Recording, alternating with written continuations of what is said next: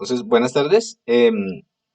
La idea es que empecemos bueno, sigamos con lo del curso. Yo vi que ya varios me mandaron em, algunos problemas, pero no sé si hay preguntas o dudas o ya todo quedó solucionado.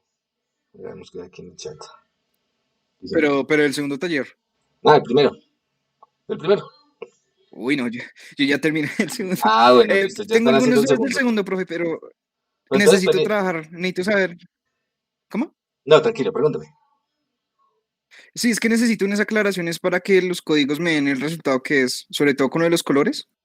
Ah, bueno, listo. Pues entonces esperen que vamos a hacer como clasecita.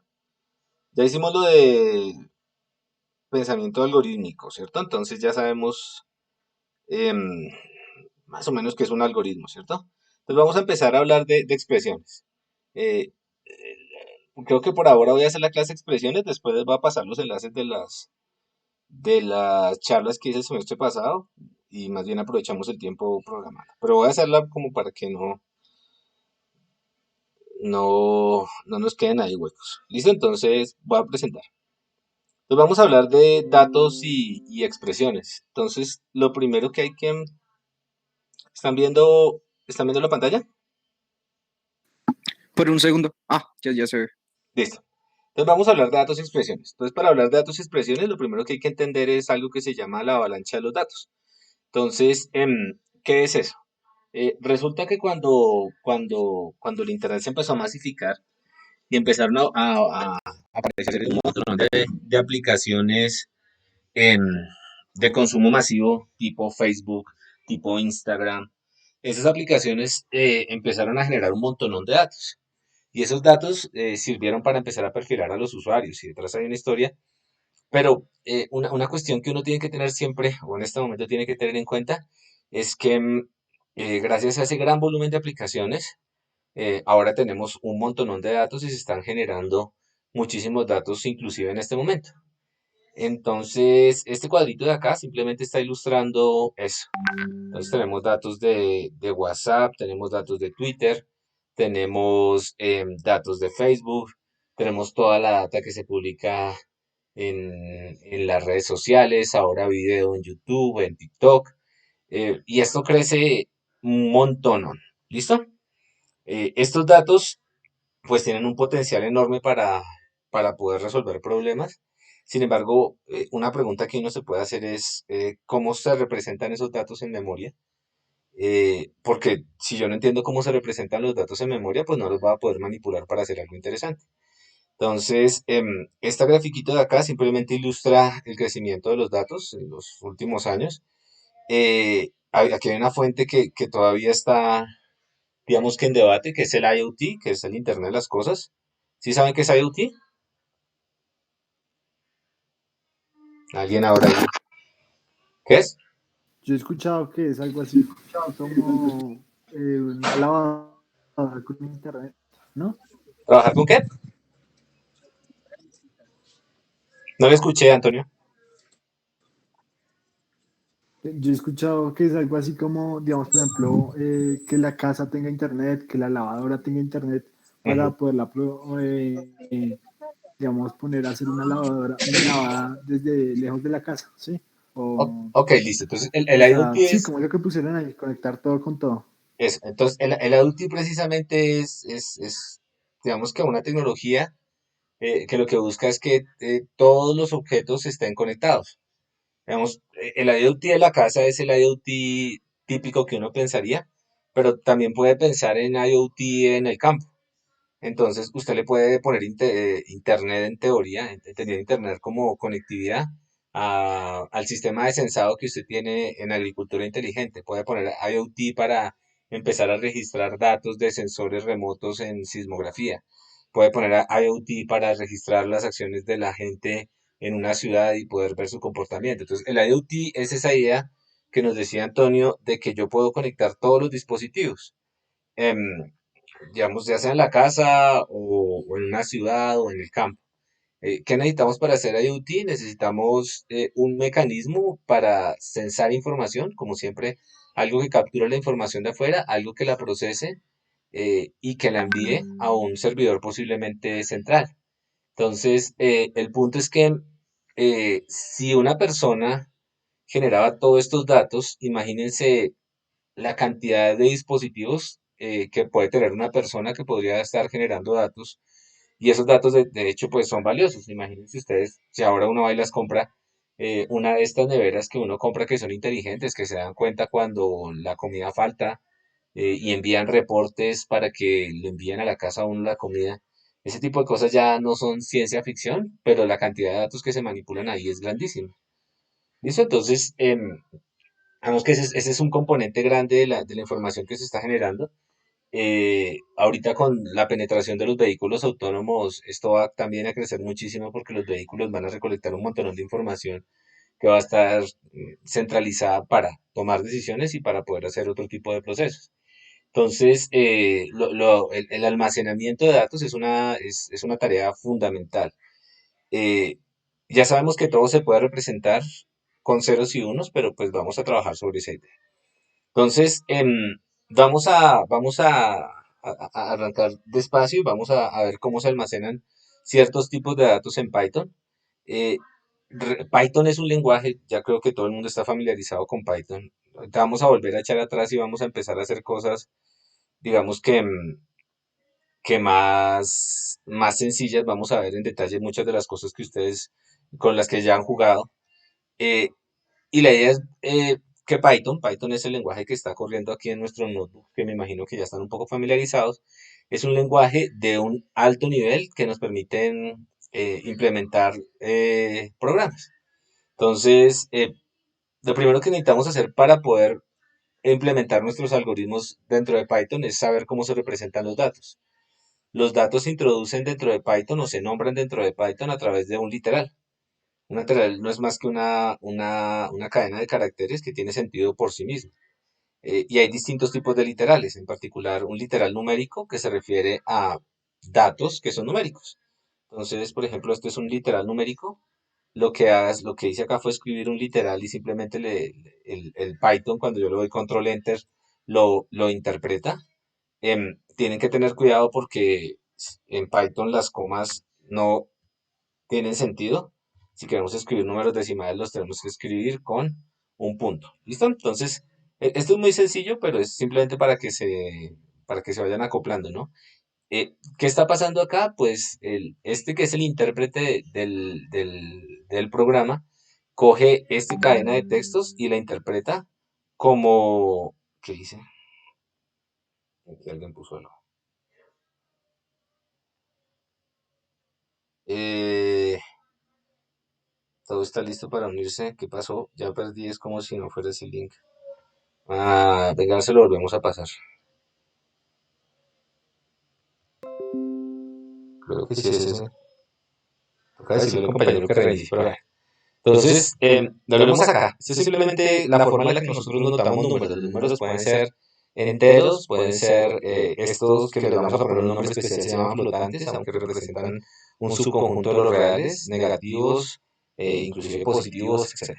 Entonces, acá simplemente le estamos diciendo a Python, mire, esto es un número. ¿Listo? Los números se representan de una manera particular dentro de Python. Entonces, hablemos un poco de representación de los números acá.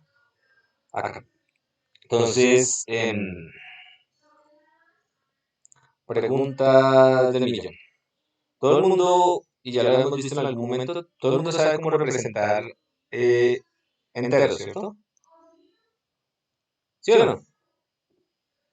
Los enteros se representan cómo dentro del computador, es la pregunta. ¿A través de qué? ¿Cómo así representar enteros, profe? A ver, todo se puede representar dentro del computador, ¿cierto? Porque ese es uno de los principios de la computación. Entonces la pregunta es cómo metemos un entero dentro del computador. Por ejemplo, anoche estaba jugando con mi hijo Binario, ¿no? en binario, ¿cierto? Se le Entonces, asigna una posición. Ah, bueno. bueno, entonces, digamos, mi hijo tiene 9 años. La pregunta, anoche yo le estaba enseñando el código binario y la pregunta es cómo se representa esto dentro del computador.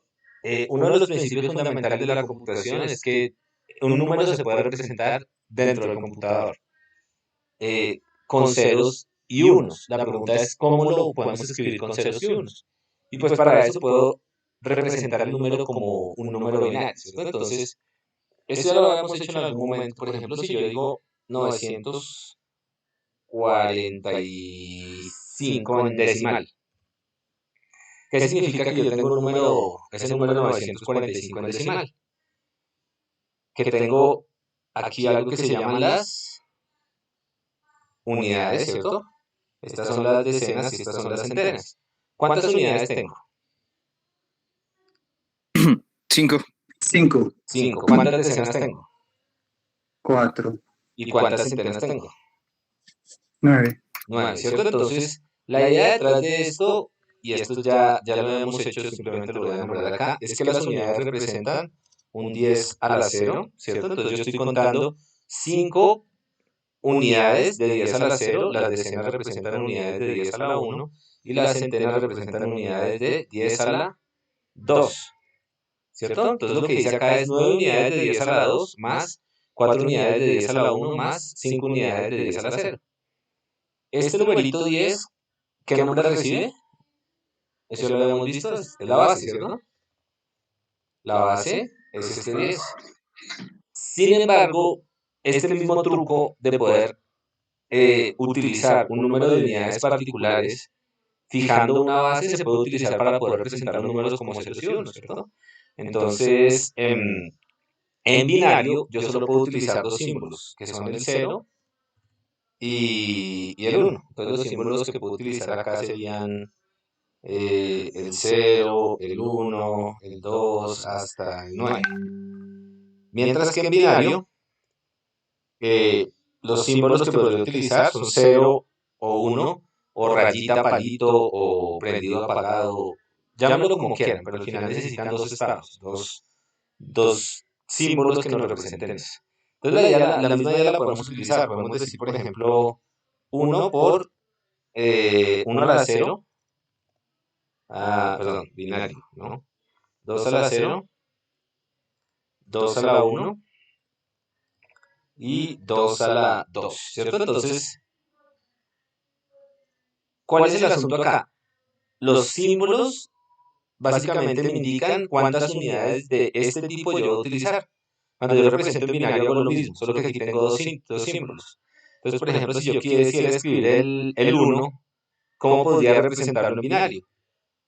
Siguiendo la misma idea de la representación en decimal, pues simplemente lo que yo haría sería decir, bueno, yo voy a coger una unidad antes decía 5 unidades de 10 a la 0. Ahora si quiero representar un 1, ¿cuántas unidades de 2 a la 0 tengo que representar? Tengo que coger.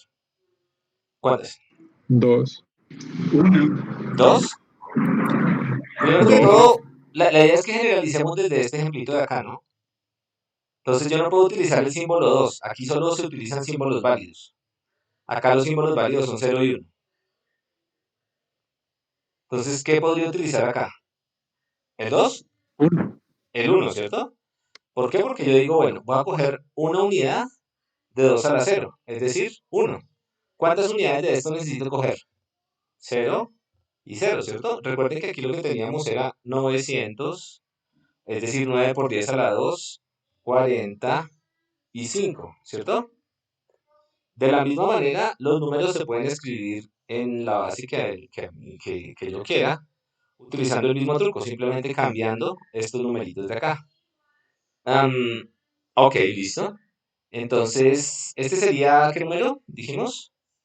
Este era el número 945 y este es el número 1. Si quiero escribir el número 6, ¿qué escribo? ¿Qué escribo? 110, viniendo desde la izquierda a la derecha. Listo, pero siempre vamos a nombrarlos del bit de menor valencia. Estos de acá se llaman bits, ¿no? Por si no lo sabían. Los bits son pedacitos y los pedacitos vamos a poder meter ahí ceros o unos. Valencia se refiere a valor, ¿cierto? Ese es el nombre, eso es cuando uno dice la valencia es el valor. Entonces el bit de menor valor va a ser ¿cuál? Este de acá. ¿Listo? Entonces el bit de menor valencia aquí ¿cuál es? Este. Entonces, ¿cómo sería? Si lo hago del bit de menor valencia. ¿Me lo voy a decir? 0, Muy bien. ¿Siga? 1 1. y 1. y 1, ¿cierto? Entonces, es igualito que lo que hacíamos en el colegio para poder saber qué número era este, ¿no? Entonces, ¿qué número es este? 2 a la 2, 2 a la 1 y 2 a la 0. Es decir, 2 a la 2, 4, más, aquí tenemos 4, aquí tenemos 2 y aquí tenemos 1. Entonces sería 4 y 2, 6. ¿Listo? Entonces, eh, el proceso de convertir un número que está escrito en decimal a esta representación de acá no es más que el proceso de conversión. Y uno puede, de hecho, crear un algoritmo para hacer esa conversión, ¿cierto? Esta es una base y ustedes pueden escribir los números en esta base. ¿Listo? Entonces, em, esta idea uno la puede, y la habíamos generalizado un poco para poder escribir números con un punto decimal. Pero ya la miro. ¿Listo? Entonces, más o menos entendido esto, lo que hacemos acá es cambiar la base, ¿cierto? Entonces tenemos una base distinta, esta sería la base binaria, solamente con dos símbolos. Otra base que es muy popular en computación es la base hexagesimal, ¿cierto? Entonces en la base hexagesimal nosotros usamos otros símbolos, 0, 1, hexagesimal se referiría a 16 símbolos, ¿cierto? 0, 1, 9. Aquí ya no puedo usar el 0 porque ya lo usé. Y necesito solo un símbolo que se les ocurre usar. Son 16 símbolos. Una letra. Una letra. Entonces empiezo A, B, C, D, E y F. Ahí habrían 16 símbolos, ¿cierto? Entonces yo puedo escribir igual cualquier número en términos de esta base, solo que aquí ya no la base no sería 2, sino sería 16.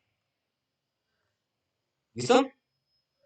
Entonces, aquí hay algo que es bien, bien, bien curioso. Varias cosas que nos pueden enseñar esto. Esta base hexadecimal, digamos que también la usamos mucho en computación, eh, porque como estos son potencias de 2, digamos que tiene, naturalmente aparece. Entonces, lo que observamos acá es que, por ejemplo, déjenme escribir aquí voy a escribir el número 6. Me voy a salir de acá y voy a escribir el número 6. El número 6 sería, pues 6, ¿no? 0 y 0. Aquí tengo el número 6, lo voy a poner. Voy a ponerlo en rojito para que se vea diferente. Este es el número 6 en decimal. ¿Cómo escribiría el número 6 en hexadecimal? ¿Cómo escribiría el número 6 en hexadecimal? También 6. 006. Desde la posición de menor valencia, ¿cierto? 6, porque esto es 16, esto sería, no, esto es 0, 1, esto es 16 y esto sería 256, ¿cierto? Entonces si quisiera escribirlo sería 6, 0 y 0.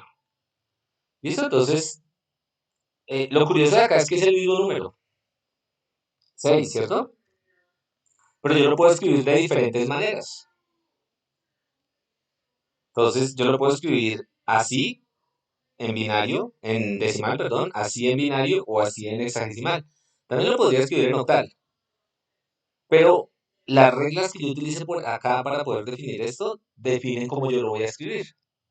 ¿Ok? Entonces, esas reglas reciben el nombre de protocolo. Es un protocolo, una forma estándar que yo sigo para hacer la representación. ¿Ok? Listo, entonces, ¿alguno ha escuchado qué es Big Indian y Little Indian? ¿Sí lo han escuchado? No, señor. ¿Profe qué? ¿Qué pena? Big Indian y Little Indian. El Big Indian y el No. Little Indian se refieren a lo que dice ahí, ¿cierto? Son formas diferentes de almacenar los datos. Entonces, ¿qué significa Big Indian? ¿Dónde está el bit de menor valencia? Ahí lo tienen. Díganme cuál es el bit de menor valencia. El 2 a la 0. El que está acá, 2 a la 0, que está ¿qué? En Big Indian. A la derecha. En el A la beginning derecha, está ¿cierto? en el otro está a la O izquierda. a la izquierda. Entonces, esta distinción es importante porque en ciertas arquitecturas computacionales, es decir, ciertas formas de organizar nuestros computadores, nosotros vamos a tener que el bit de menor valencia lo ponemos a la izquierda, en otras lo ponemos a la derecha. ¿De qué depende eso? ¿Alguien tiene una idea? ¿Por qué ponerlo a la izquierda o por qué ponerlo a la derecha? ¿Del procesador? ¿Del Mm, procesador Por la no, o del compilador? tampoco. Por De cómo hecho, lo la lee el respuesta es tonta. computador. ¿Ah? Por cómo lee el computador. No. El punto es que Por el tipo de número ¿Por, que haya. La ¿por el por tipo de potencia. qué? el ensamblador? ¿El Tampoco. ensamblador? Nada. Pues el protocolo, ¿no? Básicamente eso depende del capricho de alguien. Alguien se sentó y dijo, yo quiero que los números arranquen con el bit de menor valencia a la izquierda. Y otro se sentó y dijo, yo quiero que los números arranquen con el bit de mayor valencia, con el bit de menor valencia a la derecha. Alguien tuvo que haberlo hecho en algún momento, ¿cierto? Claro, debe haber una motivación para haberlo hecho por detrás, pero el punto es que ese protocolo de almacenamiento que nos dice bit de mayor valencia izquierda o bit de menor valencia derecha, es un protocolo que alguien tiene que definir. Y una vez esté definido, si uno quiere leer los números que están, por ejemplo, escritos en binario, tiene que respetar esas reglas. Eso es un estándar. ¿Listo? Entonces, la computación de ahora en adelante va a estar llena de estándares y los estándares le ponen orden. Ordena cómo nosotros almacenamos los números, ordena cómo nosotros los operamos, ordena cómo nosotros organizamos la arquitectura computacional. Entonces, alguien se le hubiera podido ocurrir decir, bueno, vamos a ponerlo en la mitad y después vamos a poner el siguiente y después vamos a poner el siguiente y haber hecho un protocolo de esa manera. Pues, digamos, los protocolos definen formas estándares, en este caso para almacenar datos. ¿Listo? Entonces, eso es súper importante porque nos está diciendo que parte de lo que tenemos que hacer para poder manipular, por ejemplo, variables que al final van a quedar en la cinta de Turing en memoria, es decir, en memoria, eh, están adheridas a un protocolo. ¿Listo? Entonces, ok, listo. Entonces, así representamos números en memoria. ¿Qué tipo de números podemos representar acá? Reales, naturales, ¿qué tipo de números? Reales. Racionales. Por ahora ¿Reales? enteros. ¿Enteros? Entonces, quiero que pensemos sobre eso que acaban de decir. ¿Podemos representar todos los enteros? Sí. Listo, dice el compañero que Pues sí. faltaría una forma de representar el signo. Bueno, entonces empecemos por ahí. Entonces, por ahora, digamos que podemos representar en teoría los naturales. Eso es aquí en nuestra abstracción. Aquí podríamos poner centenas, las de mil, las de decenas de mil, etcétera, ¿cierto? Y así podríamos representar cualquier número natural. Ok, listo. Entonces, el compañero tocó un primer elemento y es el signo. Entonces, ¿qué pasa si yo quiero representar no el 6, sino el menos 6? ¿Cómo se les ocurre que podríamos representar el menos 6? Podríamos representar el menos 2 a la 6. menos 1. Se inventa un, Pilas, 2 a la se menos inventa 1, un ¿qué es? protocolo Espere, primero, que el primer 2 a la bit menos 1, sea ¿qué es? ¿Qué es 2 a la menos 1? No, 2 a la menos 1 ya es otra Un cosa. medio, ¿no? Punto 5, ¿cierto? Entonces, esto nos sirve Un para medio. generar Eso decimales. sería ya decimales. Listo, no, pero entonces, digamos que por ahí no va la cosa. ¿Pero qué podemos usar? ¿Qué es un signo? ¿Qué es el signo? Profe, pues habría que inventarse un protocolo que el Muy primer bien. bit que lea sea el signo siempre y después sea el número y ya. Ok, listo. Entonces, el protocolo define lo que yo interpreto como signo, ¿cierto? Entonces, yo puedo decir, cuando él encuentre un cero, ¿es porque? Si ese es mi protocolo, es porque va a poner un menos. Entonces, usted escribe el protocolo en algún lado y se lo da a la gente y la gente dice, un cero, eso toca interpretarlo como menos 6. Un uno, eso toca interpretarlo como más 6. ¿Listo? Ese podría ser un protocolo medio raro, ¿no? Como pensando al revés, pero el protocolo podría ser al revés. Un cero no tiene signo, un uno tiene signo, ¿cierto? ¿Cómo dijimos que se llamaban estas cajitas? En el caso de los binarios, bits, pedacitos. Entonces, el protocolo de escritura de los números binarios considera en algún lado un bit para el signo, ¿cierto? De nuevo, es simplemente una cuestión de protocolo. Pero entonces ahí, ¿cómo se podría hacer la multiplicación de signos, profe? Esa es otra pregunta, ¿no? Por ahora estamos hablando de cómo yo tengo que almacenar los números. Si yo tengo que hacer la operación, ahorita eso lo vamos a ver después, pero digamos lo primero que tenemos que hacer es tener un acuerdo sobre qué diablo significa cada una de las casillitas. ¿Listo? Cuando lo multipliquemos, pues ahí operaríamos con este bit y con una operación lógica podemos sacar la multiplicación de cifras. Pero por ahora estamos pensando en cosas muy pequeñitas. Vamos a tratar de entender todo desde cero. Listo, entonces, con este arreglo que nos dijo el compañero, con este bit de acá, pongamos otro color, yo ya puedo representar, de acuerdo al protocolo que acabo de especificar, números enteros, ya dentro del rango de los enteros, ¿cierto? Vale, ponemos otro color. Muy bien. Pregunta.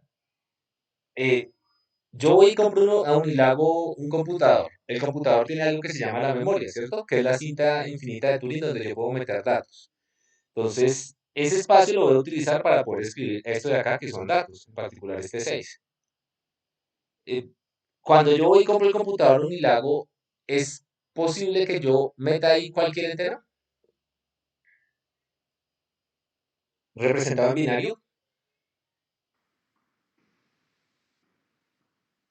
¿Cómo, profe? Repita. Si yo voy y compro un computador Ah, Unilago, ¿es posible que yo meta ahí cualquier entero? no, Sí, un entero lo Bueno, suficientemente grande podría saturar la memoria.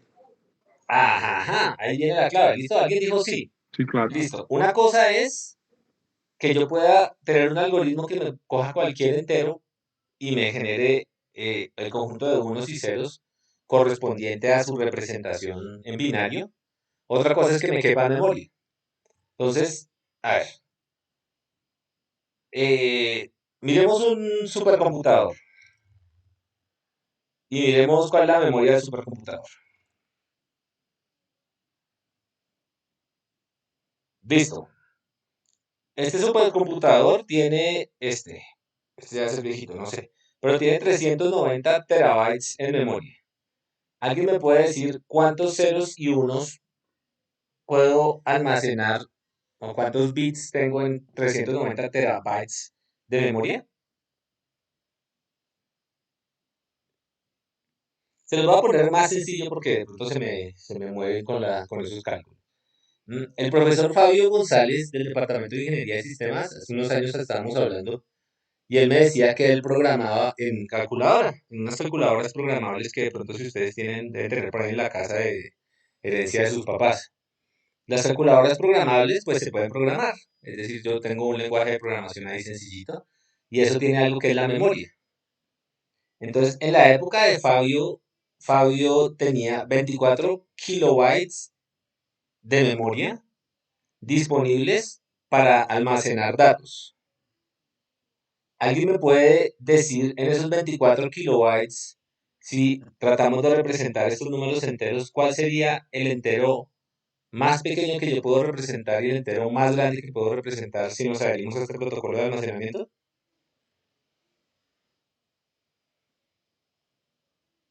profe, pero ese byte es 8, un Bueno, huequito, ¿cierto? entonces O sea, es como millón de millón por arranquemos 8, despacio, ¿cierto? listo. Entonces dijimos que entre 4 kilobytes. Así. Entonces, ¿qué significa la K? ¿Qué significa la K? 1000. Entonces, ¿cuánto es? 24.000 bytes. ¿Cierto? Listo. Cada byte, ¿cuántos bits tiene? ¿Cuántos espacios de ceros y unos tiene? ¿Cuántos? 1, 2, 8. 3, 4, 5, 6, 8. 7, 8. Listo. Entonces, esto tendría un byte igual a 8 bits. Muy bien. Entonces, tendríamos 24.000 bytes por 8 bits. ¿Cierto? ¿Cuánto es?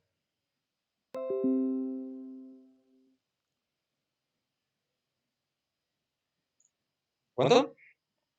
Pongámoslo. 24.000 bytes por 8 bits. Tendríamos 192.000 bits. Listo. ¿Cuál es el número más grande que yo puedo representar con 192.000 bits o cajitas?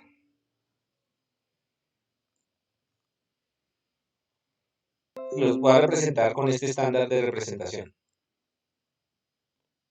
¿Cuál será? Dice que el compañero 2 a la 199.000. ¿De dónde sale esa cuenta ya? Hagámoslo más sencillito para que veamos de dónde sale la cuenta si quieren, para que... Supongamos que tenemos un byte. Entonces dijimos que un byte eran ¿cuántas cajitas? 1, 2, 3, 4, 5, 6, 7, 2, 3, 4, 5, 6, 7, 8. Creo que así. Listo. Entonces vamos a hacerlo con 8 cajitas. Entonces la pregunta es, si yo tengo, si yo utilizo el protocolo de almacenamiento que acabamos de definir, ¿cuál es el número Profe, máximo que puedo representar acá? Dígame, dígame. pues El la respuesta 256. la respuesta ¿Cómo sería así? como 2 a Pilas. la 190 y no sé qué mil más 2 a la 100 No, pero hagámoslo menos. para 8 primero y después lo generalizamos. ¿Listo? Como para que entendamos todo. Entonces, ¿qué tenemos acá? Nos toca sacar de entrada, y creo que ahí un gazapo de ustedes, nos toca sacar de entrada un bit. ¿Por qué? El signo. Por el signo, ¿cierto? Entonces, ya no nos quedan 8 cajitas, sino nos quedan 7 cajitas. ¿Sí o no? Ok, listo. Y aquí podemos poner 2 o 0 o 1, dos posibilidades, ¿cierto? Aquí dos posibilidades, aquí dos posibilidades, aquí dos, aquí dos, aquí dos, aquí dos. ¿Cuántas posibilidades podemos tener en general para meter ceros y unos dentro de este espacio de acá? 128. 128, listo. Entonces, ¿cuál es el número más pequeño que podríamos representar? El 0. El número más pequeño es el número negativo más pequeño, ¿cierto? ¿Podemos representar el menos 1? Ah, pues el menos 128. Ah, y podemos representar, ¿y cuál sería el número más grande que podemos representar? El 128. Menos 128 y 128 dejando este bit acá, ¿cierto? ¿Seguros? No sé, pregunto, ¿están seguros? Debe ser de ese orden, ¿cierto? Entonces, una Sí, cosa claro, profe. que es tonto y nos dimos cuenta es que toca tener cuidado con la representación, ¿cierto? No es lo mismo si representamos los números con un bit que codifique el signo, así no lo consideramos. Tenemos rangos distintos de representación, ¿cierto? ¿De qué depende eso? Del protocolo que yo estoy utilizando para poder almacenar los números por debajo. De las reglas que yo defina, ¿ok? Profe, Dígame. entonces eso sería un número de 7 bits. Eso sería un número de 7 bits. Un número de 8 bits, porque está consumiéndose las 8 casillitas, solo que uno de los bits lo consideramos el signo, ¿cierto? O sea, formalmente sigue siendo un número de 8 bits. Ok, listo. Entonces, la pregunta es, bueno, yo tengo números de 8 números de un byte. Ok, con números de un byte, yo puedo representar números entre menos 128, me dicen ustedes, y 128. Ok, listo. Entonces, la pregunta ahí es, ¿qué pasa si tengo 2 bytes?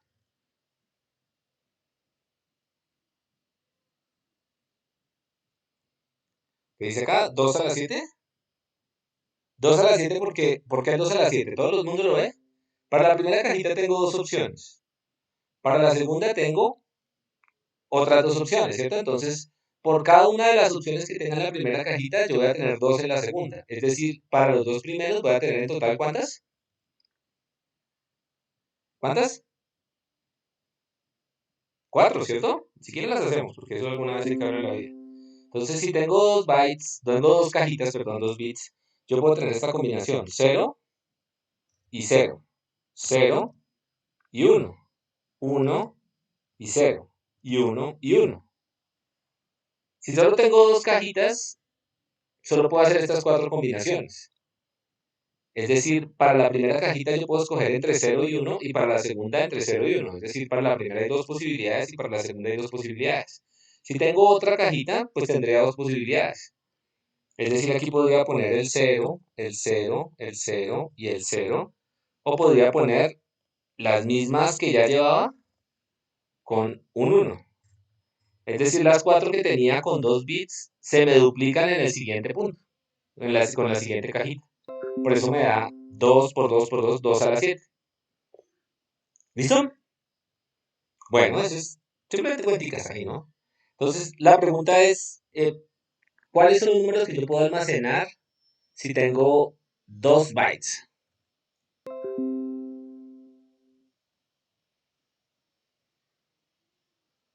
Dos bytes. Díganme, pónganme ahí en el rango.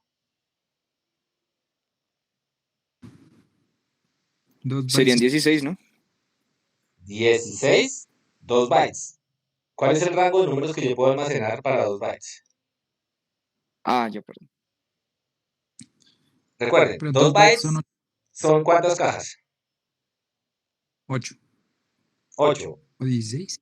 Ah, un byte son 8. Y 2 bytes, Es 16. 16. Y le quito un bit de signo. Pero ¿Cuántas me quedan? 15. 15. Entonces me quedan 2 a la 15, entre menos 2 a la 15 y 2 a la 15.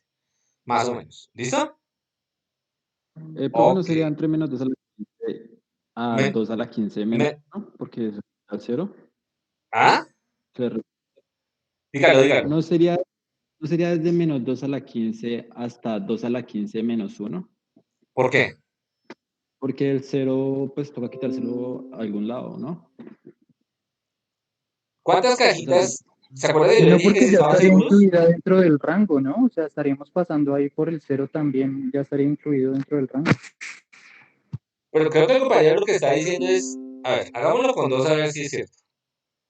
Con 2 bits. Con 2 bits, considerando el signo, ¿cuántos números puedo representar? Con 2 bits. Considerando el signo, con uno, como una de las cajitas, 2, ¿cuántos números puedo representar? Puedo representar 2, con 2 bits, el 00, 2 a la el 0 y 16. el 1. Ajá. el El 0 y 01, el 1. el 10 y el 11, ¿cierto? Entonces, si este es el bit, este sería ¿qué? Más 0. Si este es el primer, si este bit representa el signo. Este sería ¿qué? Más 1. Este sería ¿qué? Según eso, menos 0. Y este de acá, 0 no sé. menos. Pero el compañero creo que tiene razón, ¿no? El compañero tiene razón, ¿por qué? Porque en la práctica yo estaría representando entre menos 128 y 128. ¿Cuántos números estoy representando? ¿Cuántos? 256. 256. ¿Y el 0? No, pero a ver. Es Tiene que que tener claro eso, el compañero tiene un punto, ¿eh? sería 2 ¿a la qué? Es que sería, digamos, si hay 16 cajitas, sería 2 a la 16 menos 1. Bueno. Pero no Porque sé. se coge hasta 2 a la 8 y se le puede sumar 2 a la 7 más 2 a la 6 más 2 a la 5, ¿sí? Bueno, no sé. Pero creo que el compañero tiene un punto cuando dijo tienen que echarle cabeza. Perdón, ustedes echan cabeza. De hecho, si es 2 a la 256 menos 1 porque se lo toca contar.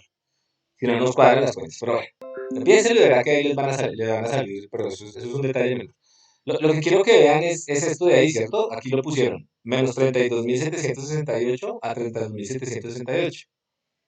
Muy bien. ¿Y qué pasa si tengo un número un poco más grande? Entonces, por ejemplo, en C, que es un lenguaje de programación, los tipos de datos son, aquí están, los tipos de datos. Los tipos de datos en C o en Java. Tenemos tipos de datos. Carácter. El carácter tiene ¿cuántos bits disponibles para un carácter? 8. Eso quiere decir que yo podría representar hasta 2 a la 8 símbolos, ¿cierto? Acá tenemos distintos tipos de datos. Por ejemplo, este de acá. ¿Cuántos bytes hay acá? ¿Cuántos? 2 bytes. 2 bytes. Y podemos representar números entre menos 32.767 a 32.767. Más o menos lo mismo que dijo el compañero, ¿cierto? Ok. Y acá, esto es un short entero. ¿Cuál es la diferencia entre un short entero y un SIGNET y un SIGNET y un USIGNET short entero? Todos estos son numeritos, pero lo que importa es esto de acá. ¿Cuál es la diferencia? No Positivo. posee signo. Es el protocolo de almacenamiento, ¿cierto? En uno considero un bit para el signo y en el otro no considero un bit para el signo. Chévere, ¿no? Acá tenemos números enteros. Ah, mira, aquí tenemos uno particular, se llama long. Entonces, el long tiene este rango de acá. ¿Por qué nos da un rango más grande? ¿Por qué? Por los 32 Porque tiene 32, no, pilas, bits. Bits son cajitas, bytes son grupos de 8 cajitas. ¿Tiene 4? ¿4 qué? Bytes. bytes. Listo. Ok. Entonces, volvamos al ejemplo de Fabio. Ya entendimos un poco. Estos tipos de datos, pues realmente son diferentes porque tenemos protocolos diferentes de almacenamiento, ¿cierto? Entonces, vamos a hacer dos comentarios ahí. El primer comentario es, ¿cuántos long cabrían dentro de la memoria de Fabio? Recuerda que la memoria de la calculadora del profe Fabio era de 24.000 bytes. ¿Cuántos long caben ahí? ¿Cuántos tipos de datos, cuántos enteros long? Ya sabemos por qué se llama long, ¿cierto? ¿Por qué se llama long? Porque es de Por los 64 bits. 32 bits. Sí, que son más larguitos, ¿cierto? Pueden almacenar más. ¿Pero cuántos caben? ¿Cuántos? 6.000. 24.000, ¿cierto? Dijimos que era la capacidad de la memoria de la calculadora de Fabio, del computador de Fabio. Y tenemos 4 bytes. 6.000 numeritos, ¿cierto? ¿Ustedes piensan que 6.000 es mucho o es poco? Poco. Es bastante. Es bastante. Pues, es bastante. Depende. Realmente, Depende porque si Depende de yo lo que vaya a estoy... hacer. cuando ustedes abren un audio, ustedes están registrando por cada segundo de audio en una calidad de, hagamos la cuenta, calidad de audio. La música se registra a 16 bits y hay 44.1 kilohertz. Eso quiere decir que hay 44.1 K de muestras por cada segundo. Y eso es música estándar de un CD. ¿Cabe dentro de la memoria de Fabio? ¿Una canción cabe dentro de la memoria de Fabio? Yo creo que no. ¿Por qué no? No cabe. Lo que está Pues, o sea, de diciendo, pronto cabría si es, no, pero si es lo que muy está diciendo, pequeña, sí, lo que está si la diciendo cantidad de eso, muestreo fuera diferente.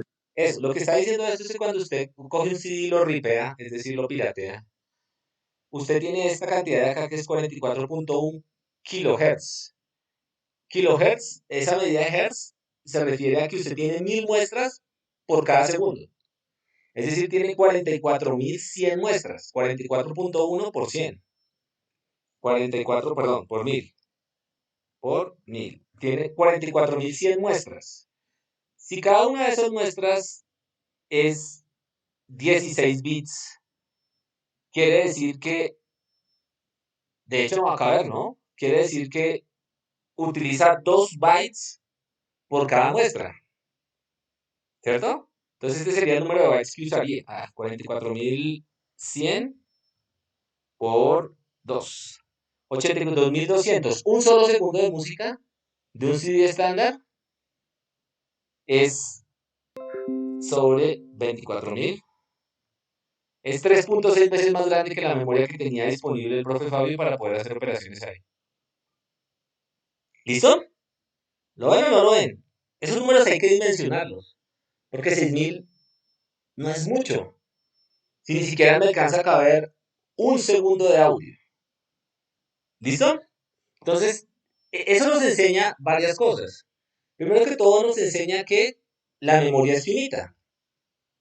Bueno, profe, yo voy a Unilago y compro pastillitas de estas de memoria de ¿cuánto? De 128 o de 12 o lo que sea gigabytes. Y esos son millones de esas cosas que estábamos diciendo ahí. Pero es finita. Eso quiere decir que yo siempre voy a poder llenar esa cosa con longs y dependiendo de la data que esté procesando, me va a desbordar la memoria, ¿cierto? ¿Sí o no? Piensen en eso. Entonces, una solución para eso, ¿cuál sería? Por ejemplo, si el profe Fabio estaba trabajando con longs, ¿qué podría hacer él para que la carga en memoria no sea tan grande? Trabajar Representación. con short. ¿Trabajar con short o trabajar con un entero normal? ¿Cuál es el compromiso que tiene Fabio cuando hace eso?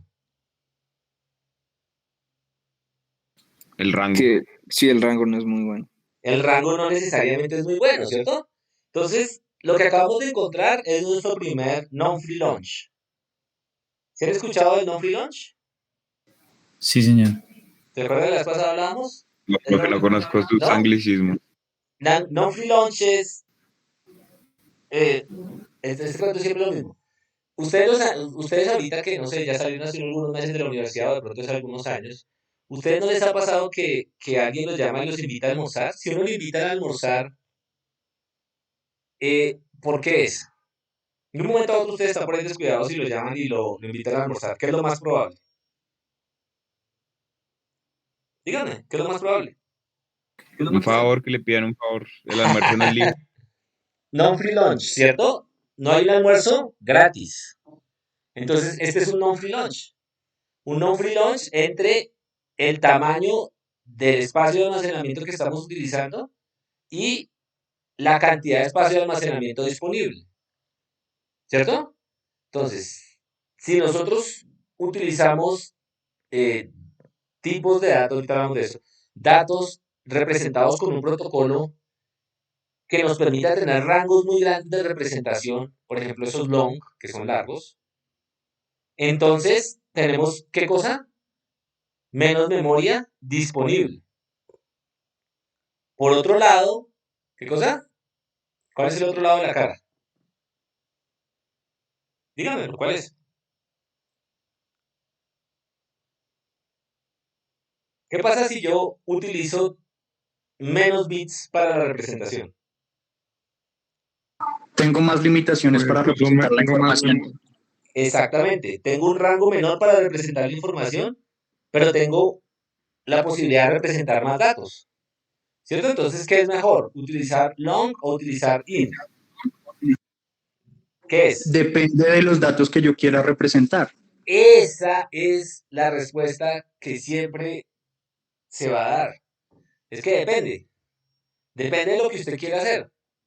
¿Por qué? Porque si usted está trabajando en un problema donde los rangos de los datos que usted está procesando son pequeños y nos necesita procesar muy rápido, ¿usted qué escoge? ¿Long o int? Int. Int. Pero si usted está trabajando en un problema donde los rangos, no sé, plata o cantidades astronómicas son muy grandes, ¿usted qué escoge? ¿Long o int? Long. ¿Cierto? Entonces, ¿de qué depende al final eso? Ah, pues depende del problema que yo esté resolviendo. No todo se resuelve de la misma manera. Y es solo entender que hay un protocolo de representación específico para la forma en la que yo almaceno los datos dentro del computador y entender que ese protocolo tiene unas implicaciones respecto a los problemas que yo estoy resolviendo, pues ya es algo valioso, ¿no? Ok, listo. Entonces tenemos nuestro primer teorema. No es un teorema, de hecho hay algo que se llama los teoremas de non-free lunch en Machine Learning y en optimización, pero van por ese lado, pero no se compliquen por ahora. Entonces, esos tipos de compromisos van a ser siempre, eh, van a aparecer siempre en computación. ¿De dónde resultan? Generalmente resultan del hecho de que yo tengo unas limitaciones en los computadores de la vida real. Yo tengo una memoria limitada, yo tengo unos tiempos limitados para realizar cierto tipo de procesamiento. Ok, entonces vamos a trabajar un poquito más ese problema para que lo pensemos en términos de tiempo, ¿no?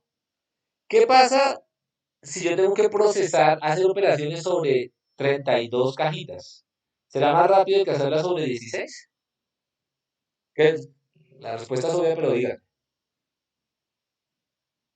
No, No, ¿cierto? Entonces, si yo Es más trabajo con rápido. cajitas de 16, termino procesando ¿qué? Seguramente ¿qué? Más rápido que si trabajara con 32 cajitas. Entonces, ahí también hay otra cara del non-free launch. Entre más espacio de almacenamiento utilice, menos rápido va a ser seguramente mi proceso de manipulación de esos números. Por otro lado, si yo utilizo cosas más pequeñas, pues va a ser más rápido, pero no va a tener un rango tan bueno de aproximación. ¿Listo? ¿Lo tenemos? Entonces, ese es solo el mundo de los enteros, ¿no? Entonces, aquí hay enteros de todos los sabores y colores. Mire, tenemos long long. Y tenemos otras cositas acá. Pero bueno, a ver, ustedes que son ya Pythoneros, este es un long long. Mire esto. ¿Qué número es este? ¿Alguien me lo puede decir? Hasta acá serían como los millones. Estos son como los millones de millones, etc. Listo, pero pregunta. ¿Cuál es el número máximo representable en Python?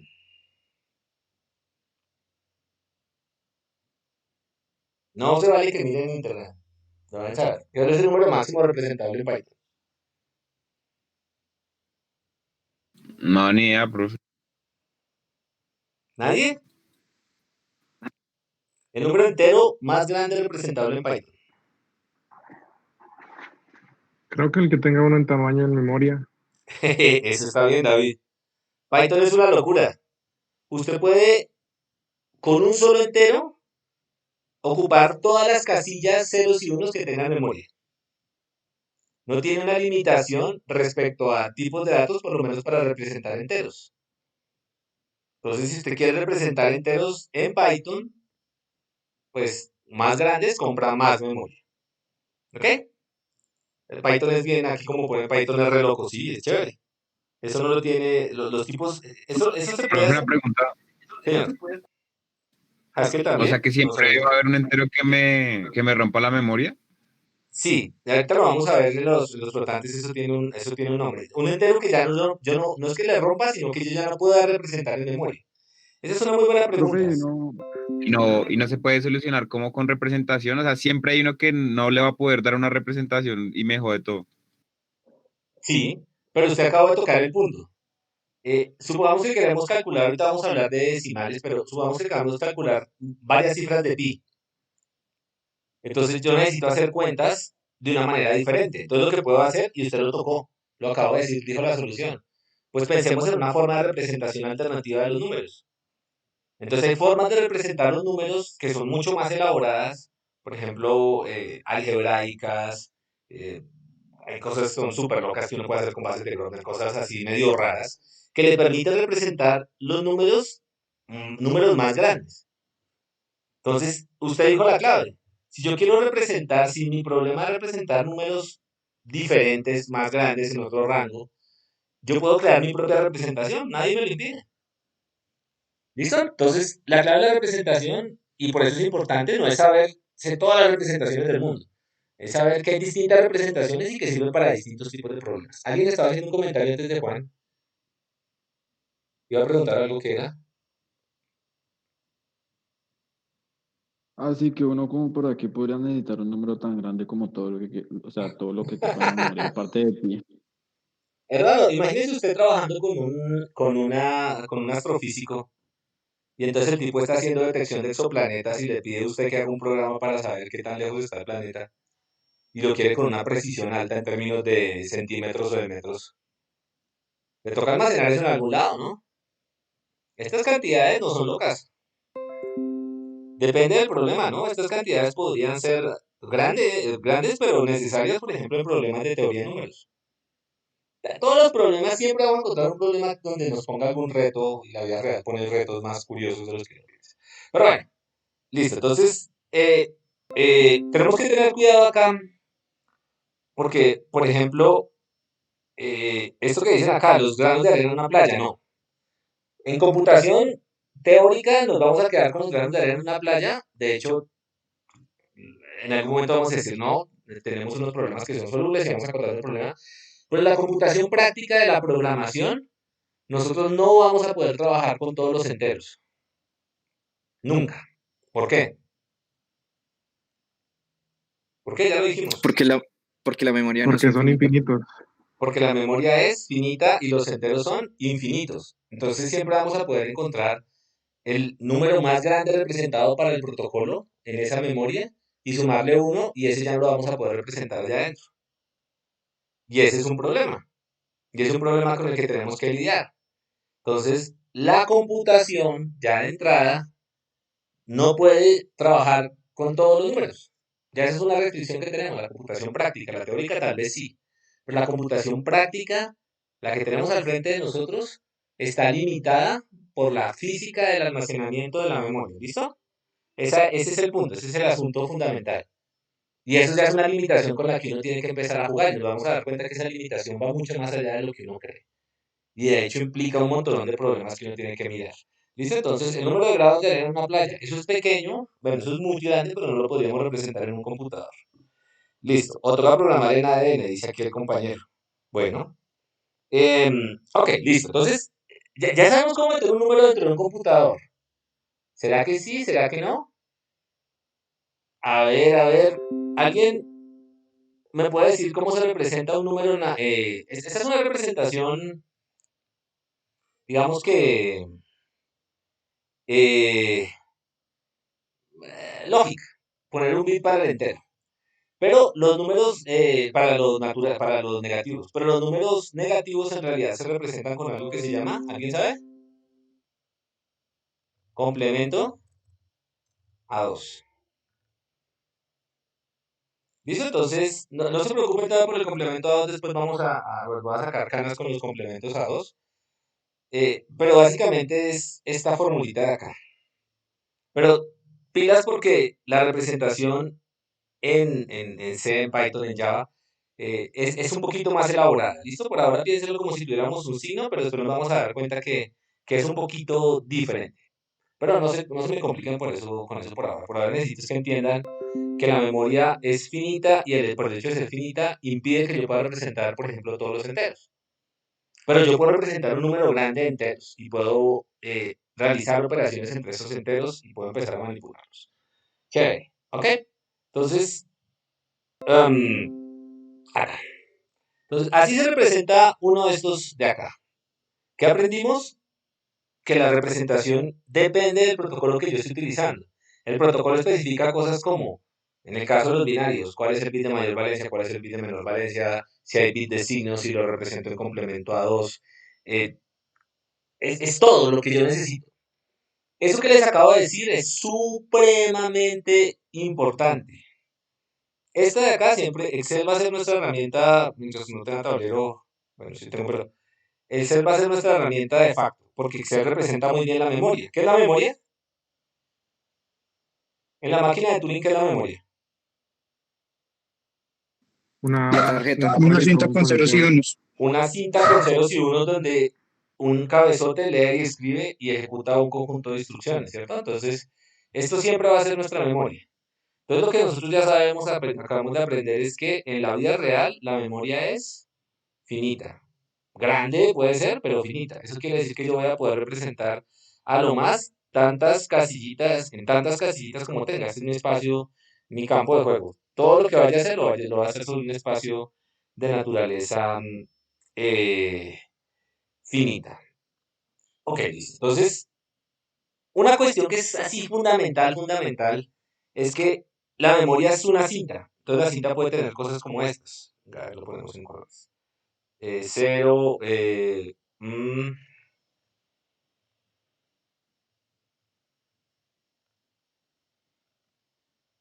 yo entré y hackeé la memoria de un servidor y leí esto, observé esto. ¿Qué dice ahí? ¿Qué dice ahí? ¿Qué tengo que saber para entender Pues qué cómo dice se está acá? representando la información La y clave saber es si la los espacios. representación, ¿cierto? Si yo sé cómo se está representando la información, esos ceros y unos cobran sentido para mí. pueden ser números long, pueden ser números enteros, pueden ser números de 8 bits, pero toda la clave del asunto está en la representación. Entonces, en realidad, la memoria lo único que hace es almacenar ceros y unos y la representación es lo fundamental, lo importante. ¿Listo? Por eso no es suficiente cuando yo hago hacking, por ejemplo, cuando me quiero robar el código de un juego para poderlo craquear, no es suficiente con tener el binario del juego. El binario es esto, ceros y unos. Necesito saber y tener una idea de cómo el programador representó las claves allá adentro para poderlo seguir. ¿Listo? Cuando ustedes craquean un programa, lo que hacen es literalmente escriben en el pedazo de memoria donde estaba la clave algo que sea una clave válida. Entonces uno lo que hace es que va y coge ese pedazo de memoria y reescribe ahí una clave que él entienda como válida. ¿Qué? Listo. Entonces eso es fundamental. La memoria no es nada sin la representación. ¿Ok? Listo. Entonces, este es un tipo de número, ya hablamos de este, ya hablamos de cómo representar enteros. Pero la siguiente pregunta es, bueno, ¿y yo cómo represento estos números de acá? ¿Cómo se llaman estos números en nuestras matemáticas? ¿Cómo se llaman? ¿Los qué? ¿Qué Los conjunto? racionales. Racionales, a ver, reales, ¿cierto? Racionales son los reales, ¿no? Pilas con eso que ustedes están haciendo, pues, matemáticas, computacionales, pero son matemáticas. Entonces, los reales. Listo, entonces una característica de los reales es que pues primero contienen a los naturales y a los enteros adentro y tienen este puntico de acá y estos números que son los números decimales. Hay un montón de reales que son famosos, el pi, el neperiano, en nuestro phi que es el número de décimo racional que estábamos estudiando la vez pasada. Listo, entonces la pregunta es, ¿cómo diablos almacenamos nosotros un un real dentro de memoria? Cada que pensemos en almacenamiento, tenemos que pensar en qué. ¿En un qué? ¿Un qué? ¿Cómo se llama con las... Yo creo que con cifra de aproximación deben tener dígitos de aproximación al Nah, 10 o pero algo así. estoy preguntando algo conceptual, pilas. Cada que yo piense en representar algo, yo necesito definir antes qué. Un, Forma de un representación. protocolo, ¿cierto? Sin protocolo yo no sé nada. Sin protocolo lo único que yo veo es esto, ceros y unos. Pero el protocolo le pone orden a esto. Dice esto corresponde a tal cosa, este vida a tal cosa, este vida a tal cosa. Yo necesito un protocolo, un estándar de almacenamiento. ¿Listo? Entonces, siempre que pensemos en datos, tenemos que pensar en un protocolo de almacenamiento, así como pensábamos en los naturales, en los enteros, en los negativos. Estamos pensando en un protocolo si queremos entrar a caracterizar o a escribir adentro del computador los reales, tenemos que pensar en un protocolo. De otra manera, pues las cosas no nos van a cuadrar, ¿cierto? Entonces, hay un protocolo que alguien se sentó a hacer y se llama el estándar IEEE 754. Listo. Primero me gustaría que discutiéramos el nombre. ¿Saben qué es la IEEE? Sí, Es una señor. institución Sí, de es ingenieros, una ¿no? agremiación corporativista de ingenieros y de, sí, A ver, de, sí, leamos un poquito de la una IEEE. organización corporativa. Entonces, en este tipo de agremiaciones, no son agremiaciones, pero en este tipo de comunidades es que van a estar ustedes como Computer Science de ahora en adelante. Entonces hay varias. Está la IEEE y está por ejemplo, la ACM. Entonces, ¿qué es la IEEE? Es el Instituto de Ingeniería Eléctrica y Electrónica. Es una agremiación que reúne a los ingenieros eléctricos y electrónicos. Y uno se pregunta, bueno, ¿eso qué tiene que ver con Computer Science? Entonces resulta pues que estos tipos fueron los que desde la ingeniería empezaron a construir los primeros computadores. ¿Listo? Y esta es una de las asociaciones más grandes de gente que hace, entre otras cosas, computación. Entonces, la pregunta es, ¿por qué los ingenieros de eléctricos y electrónicos interesados en computación les interesa crear un estándar para el almacenamiento de los flotantes? ¿Para qué?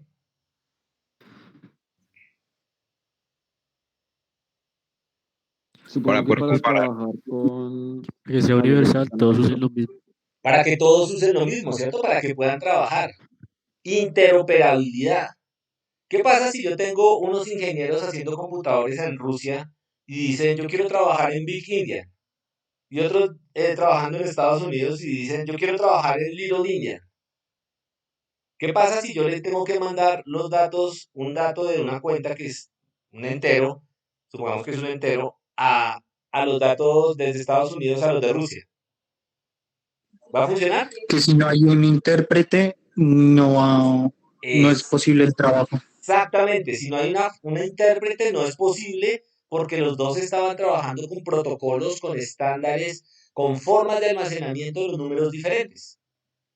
Entonces, la IEEE, entre muchas de las cosas que hace, se encarga de generar estándares para que todo el mundo se adhiera a ellos y hable el mismo idioma, para que podamos intercambiar, por ejemplo, datos, que es fundamental, ¿no? Entonces, la IEEE nace en 1 de enero de 1963 y reúne a un montón de ingenieros y de nuevo, entre muchas de las cosas que hacen, generan estándares y son estándares acogidos por la comunidad de ingenieros, es decir, por la industria de la electrónica, por la industria de la computación. ¿Listo? Entonces, de nuevo, ¿de qué depende que ellos escojan cierto estándar o no escojan cierto estándar? Es la misma pregunta de ahorita. ¿De qué depende? ¿De qué depende la configuración del estándar que tenga? Pues de nuevo la respuesta es igual. Básicamente depende de que un conjunto de gente se ponga de acuerdo y diga esto tiene sentido hacerlo de esta manera o de esta otra. Obviamente hay restricciones técnicas que le dicen a uno cómo funciona la cosa. Pero los estándares no son más que eso. Y los estándares son fundamentales en computación. La estandarización ha ayudado a que lleguemos muy lejos porque uno se adhiere a los estándares y puede empezar, por ejemplo, a intercambiar datos y entenderlos todos siempre de la misma manera. Ok, listo. Entonces, hablemos de este estándar. Ahora sí ya sabemos que es la IEEE. Bueno, entonces, hay unos capítulos, se llaman eso de la IEEE, en la universidad, por ejemplo, que reúne a estudiantes de ingeniería eléctrica, ingeniería electrónica, ingeniería de sistemas, y espero que a futuro la gente de ciencias de la computación también se adhiera a esos capítulos. ¿Qué hacen ellos? Pues básicamente ellos hacen actividades académicas, la IEEE los apoya para poder traer gente a dictar conferencias, hacen concursos, tratan de mover los aspectos académicos relacionados con la computación desde el ámbito académico. ¿Listo? Aparte de eso, hacen investigaciones, es decir, publican papers alrededor de eso. Construyen normas, etc. Entonces, esto es importante que uno lo sepa porque es parte del mundo donde uno va a vivir como practicante de las ciencias de la computación. Hay otra asociación que es importante que se llama la ACM, la Association of Computer Machinery, que es otra asociación que se encarga solamente de hacer de reunir a la gente que hace computación. Entonces, la ACM tiene algo que va a ser importante para ustedes, que algunos me imagino ya lo vieron, que es la competencia internacional universitaria ACM de programación, que es la competencia universitaria de programación, las olimpiadas de programación más prestigiosas del mundo. La ACM hace básicamente lo mismo que hace la IEEE. Y la crea este señor, Richard Hamming, que después nos lo vamos a encontrar. Hamming crea los códigos de Hamming que fueron fundamentales para compresión. Esos son los padres de la computación. Aiken, por ejemplo, hacía métodos numéricos. Y toda esta gente se da cuenta en algún momento de que necesitan asociarse y formar una comunidad alrededor de la computación. ¿Ok? Por ejemplo, capítulos de la ACM creo que aquí no hay en Colombia, eh, pero yo creo que a futuro ya con ciencias de la computación y con lo que se nos viene de otras carreras que van a empezar a hacer computación aquí en Colombia, van a tener más competencia los científicos de la computación, esto se va a volver importante. ¿Listo? Uy, Entonces profe, ahí, crearlo. crearlo, este es el tipo de cosas, ¿no? ACM, por ejemplo, hace esta conferencia que es SciGraph. em, ¿Se acuerdan quién crea SciGraph? Todo se conecta. ¿Quién crea SciGraph? SciGraph es de computación gráfica. ¿Quién diablos creó SciGraph?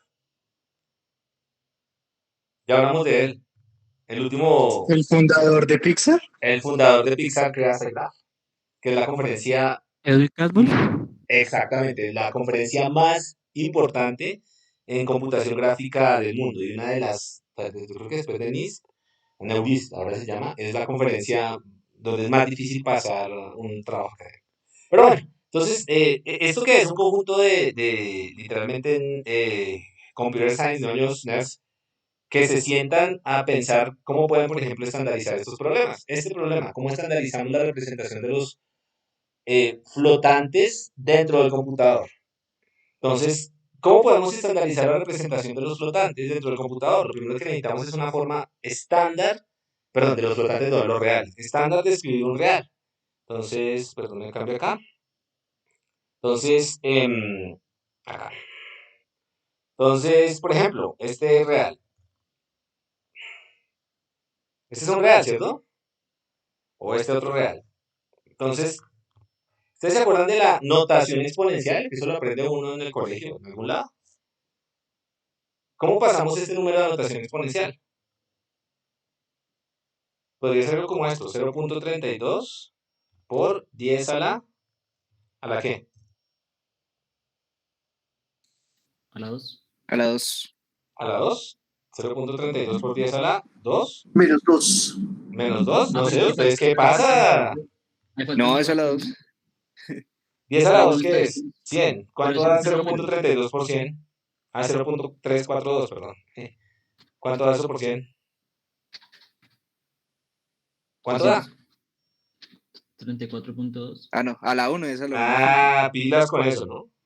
Ah, pero faltaba una cifra. Sí, pero ya después la corregí. ¿10 a la qué? 10 a la 1. Muy bien. ¿Y este cómo estaría escrito? 0.4 por 10 a la... ¿A la qué? A la 1. ¿A la menos 1 o a la Menos 1? 1. A la Si lo 1. pongo a la menos 1, es Menos como si 1. fuera 0.1. Y esto me quedaría algo como esto. Ah, pilas a la 1, ¿cierto? Entonces, de la misma manera que yo puedo escribir este número así o así, yo también lo podría escribir en binario, ¿cierto? Entonces, por ejemplo, pregunto yo, a ver cómo quedaría la cosa. 0.01 por 2 a la 1. Así.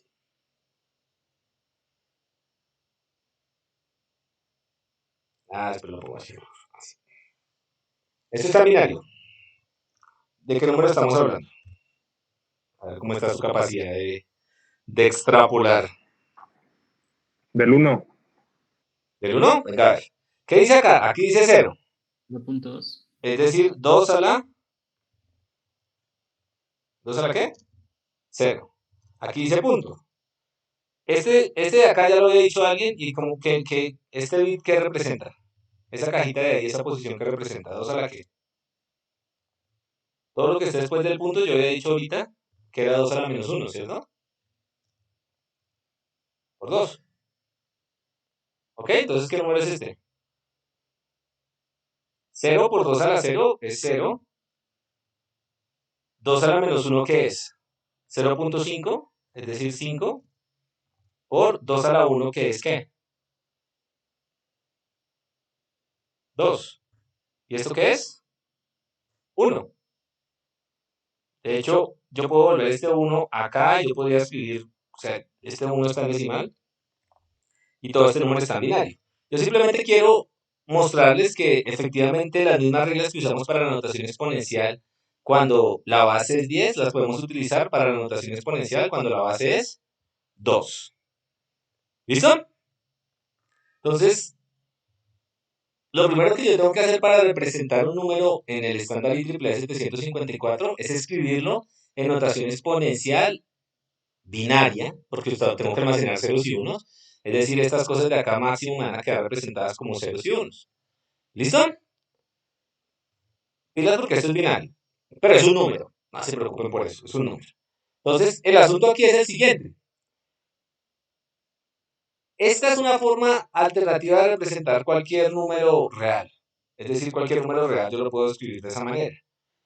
¿Qué hago? Pues con cuidado convierto esto a binario, con cuidado convierto esto a binario, y este exponente de acá lo que hace es correrme este puntico de acá.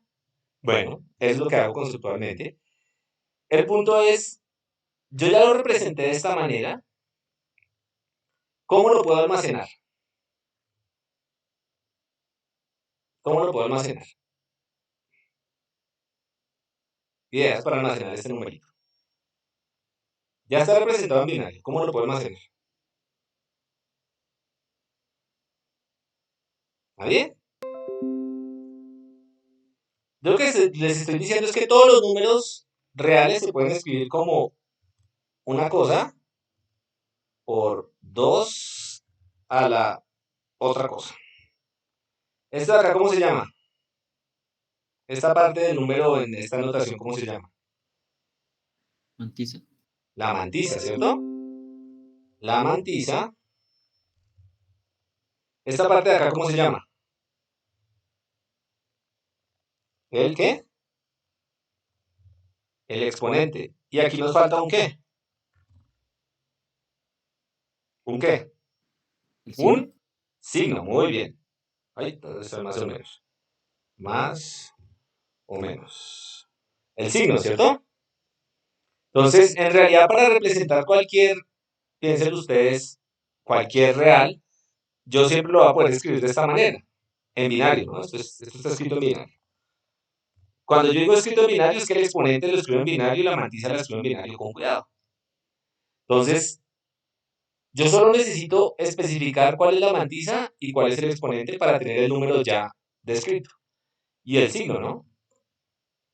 De hecho, eso es lo que tiene el estándar IEEE 754, lo que considera. Miremoslo. Considera unas cajitas. ¿Esta M a qué se referirá? ¿Qué es? Buenas, ¿qué es? ¿La mantisa? La mantisa. Esta E, La ¿aquí mantisa. qué meto? Exponente. ¿Y aquí qué meto? Signo. Signo. Muy bien. Entonces, el estándar IEEE 754 define que los números que almacenemos adentro se van a representar en notación exponencial, la mantisa se va a meter acá, el exponente acá y el signo acá. Muy bien. De la misma manera que nosotros podíamos tener enteros con un número de bits fijo o longs con un número de bits fijo, el estándar IEEE 754 también define cómo yo podría almacenar los flotantes. Entonces él dice, bueno, coja 23 bits para la mantisa, 8 bits para el flotante y 1 bit para el signo. Cuando yo me adhiero a este protocolo con 32 bits con esa distribución en el estándar IEEE 754, yo estoy hablando de que esos números se llaman flotantes o números de punto flotante. El punto es el decimal. Cuando yo me adhiero a un protocolo con 64 bits, 52 para la mantisa, 11 para el exponente y 1 para el signo, yo digo que me estoy adhiriendo a un protocolo de almacenamiento, ¿que es el qué? ¿Alguien lo sabe? El double. El double, ¿cierto? Simplemente el doble. Pregunta, ¿será que el double almacena el doble de números que este de acá? Primera pregunta. ¿Cuál es el número más grande que se puede almacenar en single precision? Se llama esta, o flotante, o en double precision. ¿A cuál le cabe más? ¿A este o a este? ¿Cuál es el menor número representable en este protocolo? ¿Cuál es el mayor número representable en este protocolo? ¿Cuál es el menor número representable en este? ¿Cuál es el mayor número representable en este? ¿Sí ven? La sola definición del tipo de dato, vale la redundancia, tipo de dato es la forma en la que nosotros almacenamos los datos, es un protocolo de representación. La sola definición de eso ya me lleva a preguntas interesantes, ¿cierto? Aquí ya no es tan obvio. ¿Cuál sería el número más pequeño que yo puedo representar en esta notación? En single precision, es decir, en float, es decir, el de 32 bits. Dígame. El número más pequeño. Sería poner qué. Aquí hay 23 cajas, ¿cierto? Poner qué cosas acá. Bueno, primero poner un signo aquí que sea negativo. Después poner unos acá. Y después poner qué. Un exponente que sea lo más pequeñito posible. Tal vez por ahí o lo más grande posible. No, lo más grande posible. Lo más Entonces, grande posible. lo más grande posible. Entonces, ustedes después cuando estén estudiando se pueden dar cuenta que esto pues tiene sus detalles, ¿no? Y uno se puede preguntar cosas como, ¿será mejor usar float o será mejor usar double? Por ejemplo, si yo les hago esa pregunta, ¿ustedes qué responden? ¿Qué responden? Depende, ¿no? Depende. Depende. Listo, entonces depende. ¿De qué depende? Ah, bueno, si lo que quiero es más precisión, ¿qué uso? Double. Double. El Si doble, el quiero doble. más rapidez, ¿qué uso? Float. Float. Sin float. ¿Listo? Entonces uno dice, wow, eso es, pues, hasta ahí será como trivial. Pero, por ejemplo, esas cosas tan raras no son raras. Bueno, de esas cosas, esa idea entre float y double, ¿cuál que era esto tan chévere? Nos va a mostrar una noticia interesante que uno diría, wow. Profe, Resulta, pero Python usa solamente float, ¿no? sí, Ah, lo- pero no se supone que Python tiene, pues, el número máximo depende de la ah, memoria, ¿no? pilas, ¿en qué? ¿En qué? ¿En qué tipo de ¿Cómo, dato? cómo? ¿En qué tipo de dato? En De enteros. enteros. Ah, ya. Ajá, ajá. Aquí Python se adhiere a qué cosa. Python aquí se adhiere Pues, al estándar IEEE 754 para poder representar los flotantes. Entonces ya ahí ya no tenemos todo porque imagínense, pues si nos salimos del estándar ya no podemos intercambiar flotantes. Miren este paper.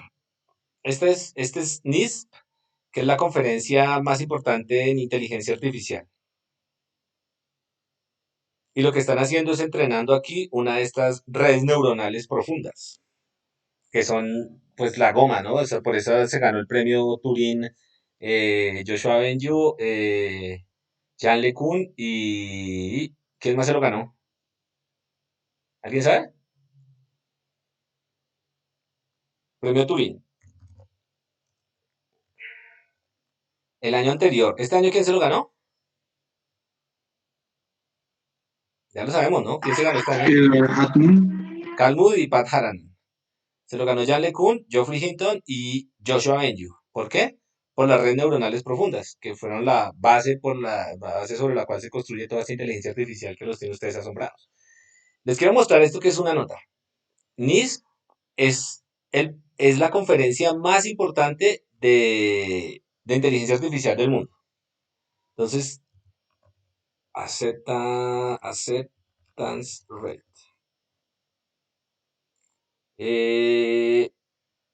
Acá, oral. No está el oral de acceptance rate. Bueno, solo el 2% de los artículos que pasan a NISP los aceptan como orales. Para que de 100 artículos, 98 descabezan, de 100 contribuciones científicas, 98 descabezan y solo 2 pasan. Entonces, les quiero mostrar este paper porque es chévere. Y esto, ¿cuál es la idea? La idea es que usted tiene unas redes neuronales que son profundas. Y eso tiene un proceso, hay unos cálculos allá, lo que nosotros le llamamos de optimización, y usted al final tiene que hacer unas cuentas con estos tipos de números. Entonces, uno podría pensar que si yo quiero cuentas que sean muy precisas, ¿qué tengo que hacer? ¿Utilizo single precision o double precision? ¿Float o double? ¿Qué utilizo? Pues el por doble, ¿no? precisión, double. Sí, es que ahora NIS, yo sé, pero ahora le cambiaron el nombre, es que yo sigo hablando de NIS, pero es Neuris, algo así, Neuris, precisamente por esas connotaciones sexuales que tenía la cosa. Utilizaría double. Entonces uno dice, pues utilicen double. Resulta que hace unos años descubrieron esto de acá. Es que uno puede entrenar, hacer los cálculos para poder que la red neuronal extraiga el patrón, aprenda ese patrón y funciona mejor si lo hace en números flotantes pequeños. Este es un número flotante de 8 bits. Entonces, ¿qué significa que tengamos un número flotante de 8 bits? Significa que generalmente dice acá, tenemos 32 bits o nos bajamos a 16 bits, pero 8 bits en punto flotante, ¿qué significaría? ¿Que tenemos más o menos números? Díganme ustedes. Menos. Menos números. Listo, entonces, menos números para poder representar. Entonces uno dice, si yo quiero tener un cálculo numérico que sea lo más preciso posible, ¿por qué diablos me bajo a una cosa que tiene menos números disponibles? ¿Alguien me podría decir o tener una idea de por qué? ¿No suena un poco contraintuitivo? Cuando yo hago Por rapidez, matemáticas, ah, bueno, por rapidez. puede ser rapidez, pero la razón puede ser otra. Listo, por rapidez. Pero ¿qué tal que lo que yo pierda sea mucho en precisión? Resulta que hace unos años descubrieron, esto tampoco es muy reciente, claro, como esto explotó, que era que los patrones que se descubrían al utilizar datos más pequeños eran mejores porque introducen algo, en el proceso numérico, introducen algo que se llama la regularización. Y la regularización simplemente es la siguiente cosa. Esperen, les muestro aquí que lo pueden entender con un dibujito. Optimization, regularization. Bueno, todas estas cosas son chéveres porque se da cuenta uno que en eso hay aquí. Am,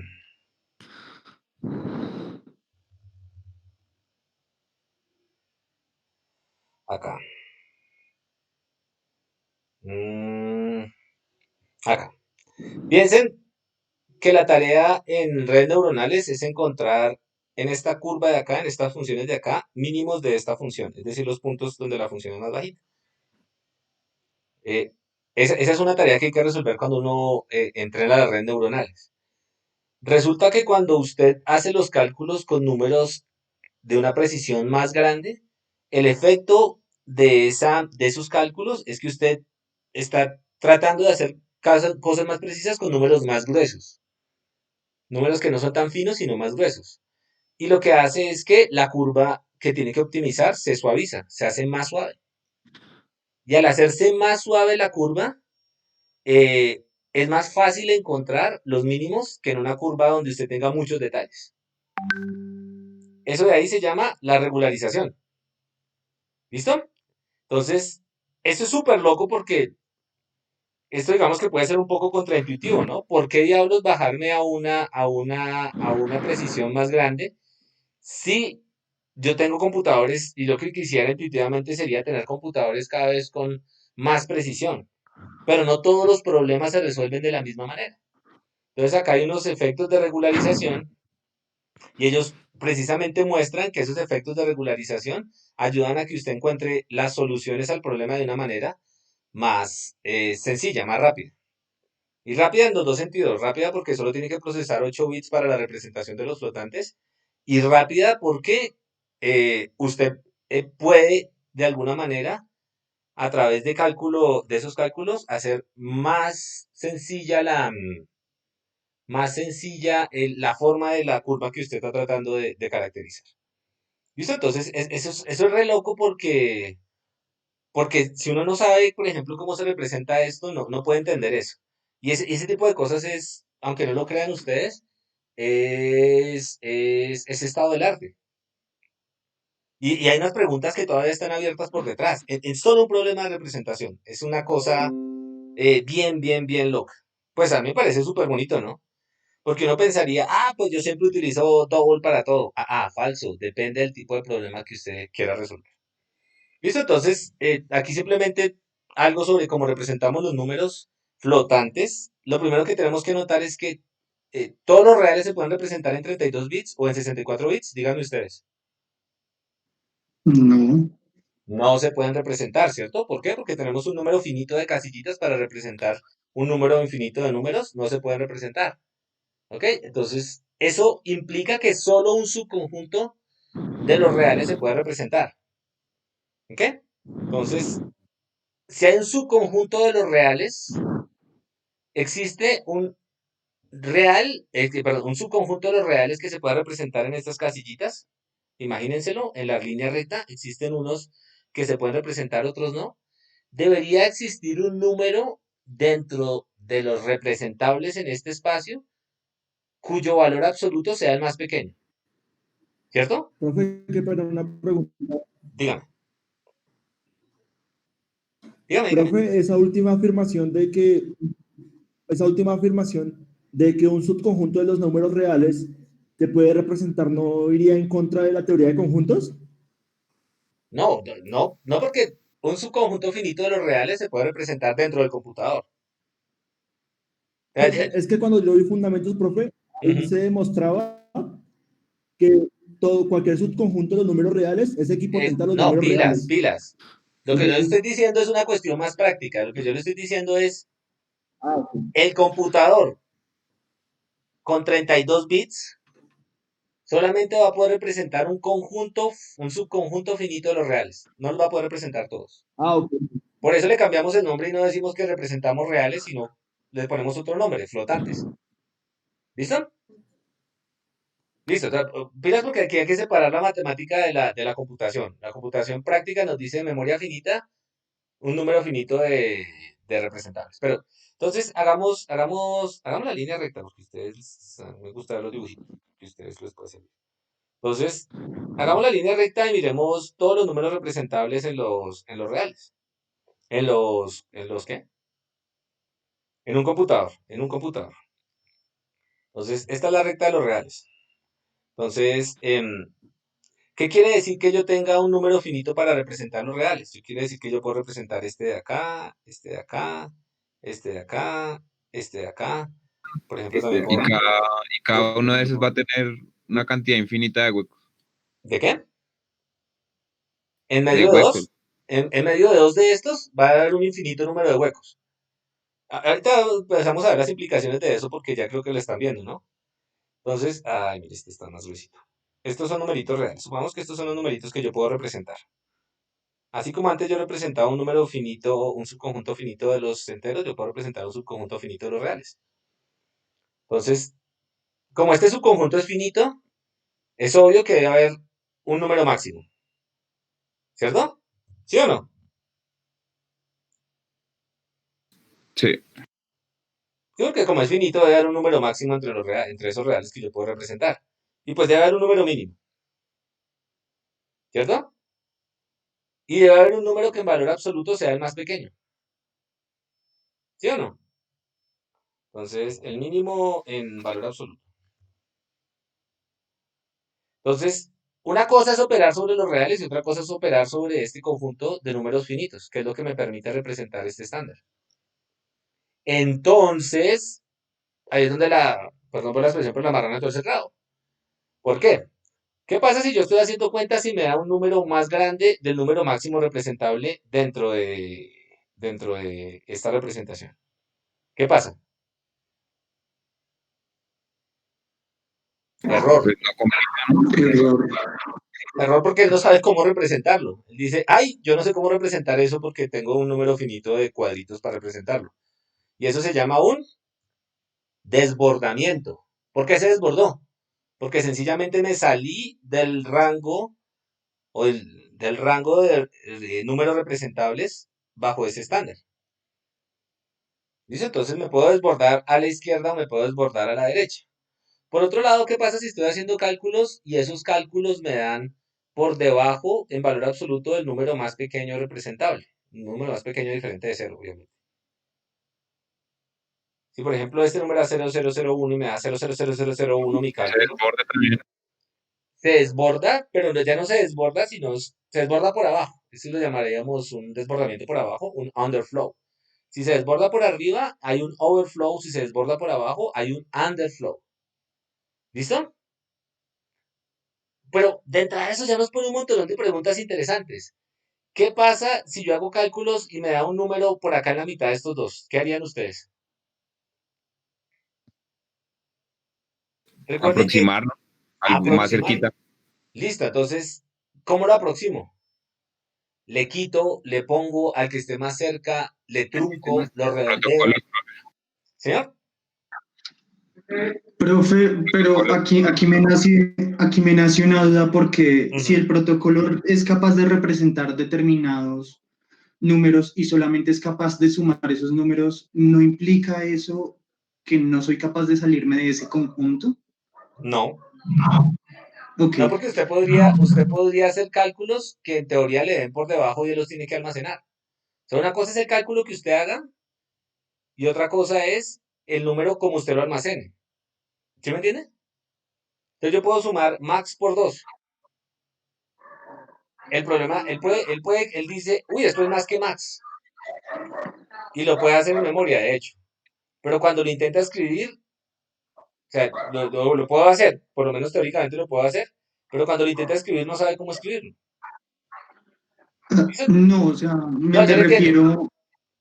Yo le entiendo me que refiero usted, a los números intermedios, o sea, no que se desborde por arriba o por abajo, sí, sino los números intermedios que no puedo representar. sí, los números intermedios usted los puede representar, por ejemplo, de una manera más flexible. O sea, no por ejemplo, en un procesador usted podría tener una representación más flexible, voy a decir cualquier, pero de los flotantes. No necesariamente, esto es para como los almacena, pero otra cosa es como usted los manipula para hacer cálculos. Son dos preguntas diferentes. ¿Listo? O sea, piensen que usted puede manipularlos fuera del estándar. Usted puede hacer cuentas acá fuera del estándar. Pero en algún momento los va a tener que leer o escribir. Bueno, escribir en ese caso. Y ahí es cuando ocurren estos errores. No mientras usted está haciendo los cálculos. ¿Listo? Piénselo por ahora que ahí es donde está el problema. Después vamos a dar cuenta que en la suma, todas esas cosas se pueden hacer. La suma, por ejemplo, son mecanismos con tablas. Y uno, básicamente, en las tablas puede jugar a cualquier cosa, pero cuando lo escribes, cuando ocurren este tipo de errores. Listo. Vale, sí, sí. Pero por ahora pensemos en eso. Entonces, aquí empiezan a haber preguntas súper interesantes. Preguntas como si existen, y va muy en el sentido de la pregunta que acabo de hacer el compañero, si existen formas distintas de operar los números, tales que estos errores se pueden hacer más pequeños, que yo cometa menos errores, que yo minimice los riesgos de que me ocurra un overflow o que me ocurra un underflow. Todas esas son preguntas que nos conciernen a nosotros los computer science por el hecho de que estamos trabajando en un computador con memoria finita. Los matemáticos no se preocupan por este tipo de cosas. Bueno, los matemáticos que hacen, uno haciendo matemáticas, digamos que en cuaderno, no se preocupa por este tipo de cosas, pero en computación sí. ¿Y dónde arranca el problema? En que yo no puedo representar el continuo de los números dentro del computador. Y solo puedo trabajar con un conjunto finito de símbolos, en este caso de números. Entonces me toca hacer algo para que los cálculos que haga tengan menos error, minimizar la posibilidad de error, etc. Entonces, cosas como estas, ¿no? ¿Ya lo probaron? Ah, no lo he probado. 1.2 por e a la 200 por 2.4 por e a la 100. Bueno, me imagino que... no, esto ya se representan en flotantes. Hagamos algunos de estos cálculos simplemente para probar. Cuando cargue. Listo, entonces, where is that? Aquí teníamos 1 por e a la 200 dividido entre 2.4 por e a la 200. No sé si se puede.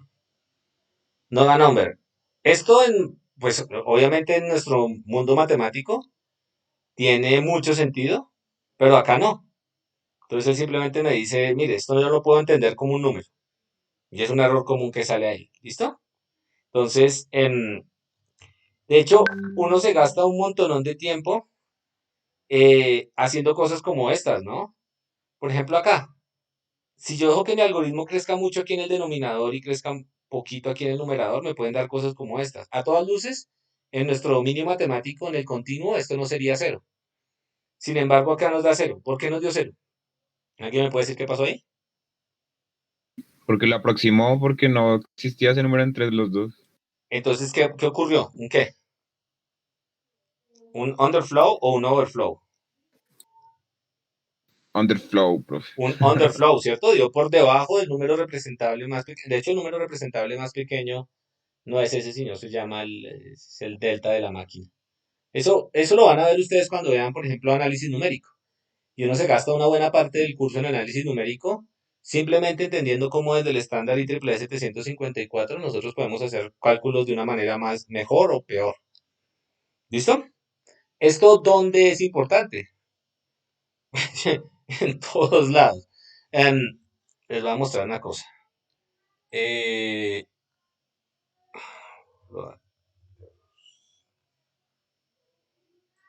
am, hay varias de estas, pero esta es una de esas. Mira, si es esta. ¿La habían escuchado? El Patriot Missile Failure.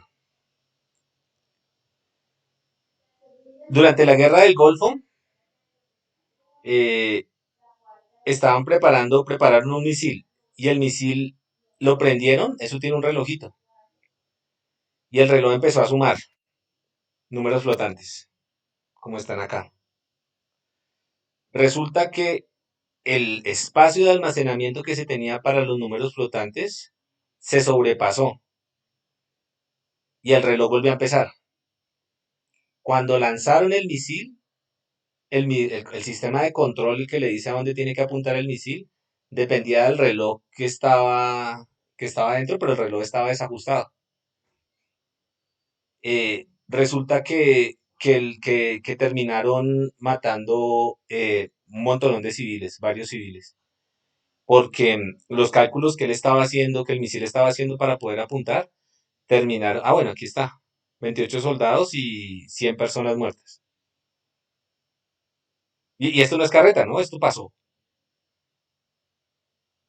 Eh, y ese es el tipo de cosas que pasan, ¿no? Y hay muchos ejemplos de gente que lo ponen a hacer sistemas críticos y no entiende qué es lo que está haciendo por detrás. Y esto es básicamente un error común en programación. ¿Y cuántas personas pagaron por el programador? 128 personas. ¿Listo? Entonces esto nos muestra dos cosas. Primero, que este tipo de cosas son importantes. Y segunda, el nivel de responsabilidad que uno tiene, ¿no? Si lo ven o no lo ven. Entonces, bueno, puede que en este momento ustedes entiendan o no entiendan esto. Pero si en algún momento les toca hacer sistemas de estos críticos y les toca tomar ese tipo de decisiones, lo mínimo que uno esperaría sería que cogieran un librito. eh, lo mínimo que uno esperaría sería que cogieran un libro y lo revisaran con todo el cuidado del mundo, ¿cierto? Para no ir a cometer estos errores y no terminar matando gente. Y estoy hablando en serio, ¿listo? Ah, ese tipo de cosas pasan, ¿no? Hubo una cuando cambiaron el euro, de las monedas locales en Europa al euro, y esa también fue violenta porque perdieron un montón de plata. Y hay varios ejemplos de cálculos donde los errores no se han trabajado bien, hay overflows, underflows, que en sistemas que cada vez son más críticos y donde la computación se vuelve algo mucho más importante. En esos sistemas hay que tener mucho, mucho cuidado. ¿Ok? Entonces, esto es para asustarlos, obviamente. Pero ese es el tipo de cosas que, bueno, este también, un cohete que explotó porque hicieron mal unos cálculos. Cuando nosotros dictamos este curso, generalmente los cursos de análisis numérico con el profe Juan y estas cosas, esto es muy curioso porque uno a veces dice, es que eso no, eso, yo lo que quiero hacer es computación de alto nivel. Pero los errores los termino cometiendo por ahí. Violento, ¿no? 130 personas por un error del programador. Yo creo que ni se enteró. Pero bueno, no mentiras, eso al final sí terminan enterándose. Em, por eso esto es importante saberlo, entenderlo, saber que existe y no comer callado. ¿Listo? Entonces, ¿qué pasó acá? ¿Alguien me puede decir? ¿Qué pasó ahí? Hagámoslo. Un tercio más 2, 3, 4, 5, 6. ¿Qué pasó? ¿Quién me dice qué pasó?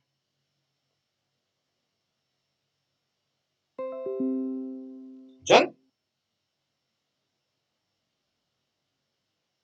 Es que cada vez que hace una operación, pues se pierde algo, ¿no? Va aproximando, digamos, cada vez que usted hizo un tercio Listo. ahí, Claro, aproximar. esa es la clave, ¿cierto? De hecho, yo puedo hacer matemáticas para saber cuánto estoy perdiendo acá. Ok, una forma más decente de hacerlo sería ¿qué?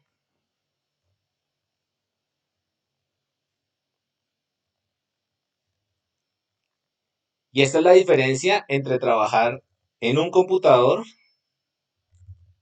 y trabajar en papel y lápiz, ¿no?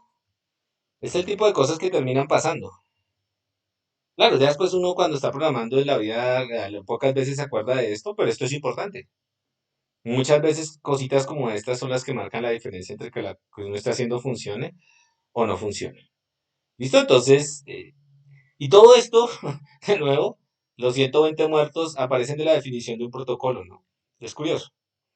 Les, yo creo que lo dejamos por ahí porque ahorita nos metemos a ver cómo se representan los strings. Y ahí hay más cositas para que podamos aprender. Pero con cosas como esta ya podemos empezar a trabajar. Denme 5 minuticos y yo reviso los problemas acá. Y si tienen dudas, pregunten de una vez. Porque creo que ya los pueden empezar a hacer, ¿no? Abran ese micrófono y pregunten, ¿no? Profe, sí, que al principio te dije que necesitaba Listo, una pregunten. aclaración. Sí, sí, claro. Ya, un segundo. Voy a poner mi taller. Ah, bueno. Oye, ¿le comparto la pantalla? ¿Le dejo para que la comparta o qué? No, voy a ver, es mi taller, no que lo voy a compartir. Ah, bueno, listo. Ya, un segundo. Entonces, en este taller creo que preguntamos del librito, ¿cierto? Aquí está el librito. Ese libro es muy bonito. Yo lo conseguí, lo conseguimos el semestre pasado y me pareció chévere porque los problemitas son muy curiosos y están bien motivaditos. La idea es que se lean el programa y se lean la motivación, ¿no? La siguiente clase trabajamos un poquito también en programas. Espacios de color, ¿no? Si es triángulo o no. ¿Ya los por lo menos los miraron? Siempre que tengamos un problema, lo fundamental no es sentarnos a echar código, sino lo fundamental es entender qué nos están preguntando, ¿no? Siempre, siempre. Eso nunca lo podemos perder de vista. Sí, profe. Dígame. Sí, es una aclaración de espacios de color porque digamos que yo me puse a investigar pues bastantico sobre cómo Ujú, convertir los espacios de color y todo eso. ujú. Eh, y entonces, como uno sabe, RGB, el sistema RGB, pues tiene valores de 0 a 255, según me parece, Sí. pero digamos que yo leí que si uno quiere pasar de RGB a, digamos, YCBCR, em, al parecer el valor cambia, ya no es de 0 a 255, sino es como de -0,5 hasta 0,5, sí, es un A qué enredo espacio de bastante color? grave y pues ¿A qué espacio de color? ¿De Y, RGB a qué? ¿Y? YSBSR. YSBCN. Bueno, entonces, la próxima vez si quiere lo estudiamos, lo hacemos. ¿Cuál es la idea de Sí, los espacios de color? La idea de los espacios de color es que usted en un espacio, usted puede poner todos los colores y a esos colores les puede asignar un vector como en física, unas coordenadas.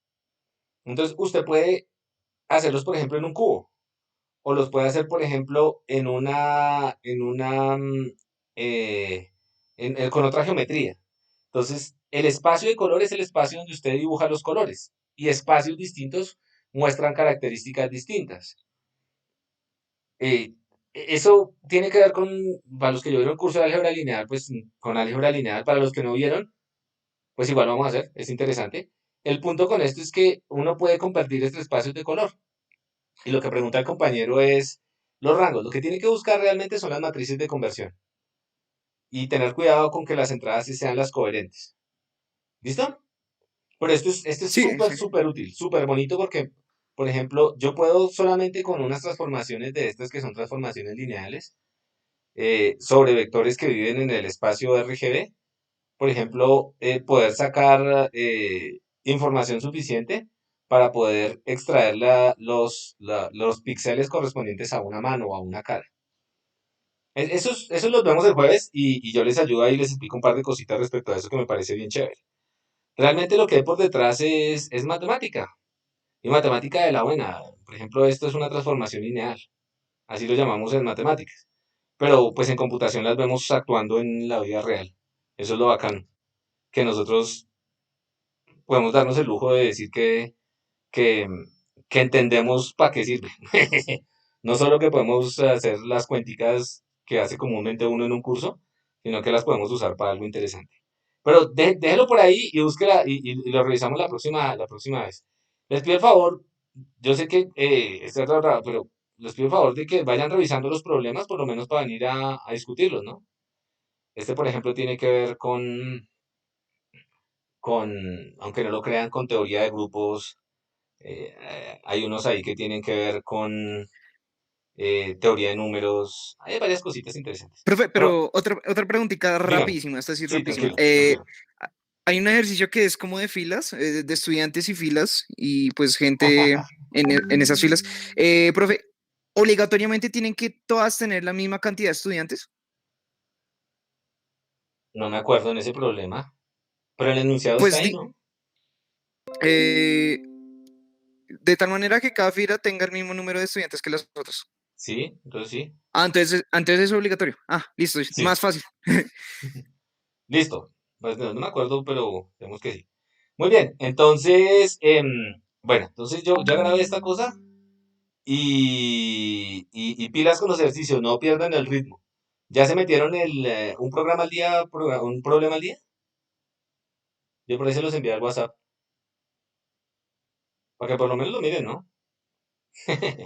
Listo, y manténgase ocupados, ¿no? Que esa es la gracia. Todos los días uno, aunque sea hacer un programita.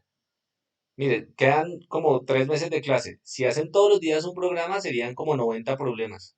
Y eso ya es harto. Bueno, saludos y lean. Chao. Gracias, profe. A ustedes. Chao.